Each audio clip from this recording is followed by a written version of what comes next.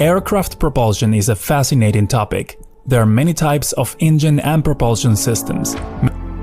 Let's start with the most common type of engine, the piston engine. It's the same type of engine used in cars. The piston engine is very reliable and has been used in airplanes from the beginning of aviation. Pistons can be arranged in many ways, and you can have as many as you can fit under the engine cowling. They can be inline, opposed, V-type or radial. The more cylinders you have, the more power output you'll get, but also more fuel consumption. If you don't know how an engine works, I'll show you real quick with this animation. Normally we'll find 4-stroke engines in airplanes. This means that the cycle has 4 stages to complete.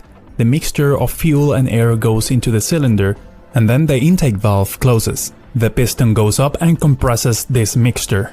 That's the compression stage. From there, the spark plug ignites the mixture, and the combustion generates a small explosion that pushes the piston down. That is the combustion stage, where the power is generated.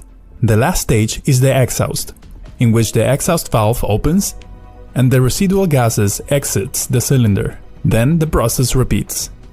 In cars, you'll normally see cylinders arranged in line or in V, but in airplanes we can also have other arrangements including opposed and radial. The main difference with these arrangements is the cooling and aerodynamics.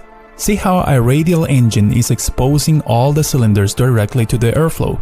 Thus, it doesn't need an extra cooling system since it will be cooled by the air. But this arrangement will produce a lot of air drag, slowing the plane down during its flight. Many early airplanes used this kind of engines to simplify the cooling problem. The other kind of arrangements, especially the V-type, will allow for a slimmer design and better aerodynamics. But the cooling will be more critical, relying on more complex cooling systems, but totally worth it if you want to get the maximum speed out of the engine. To go faster, a piston engine won't do.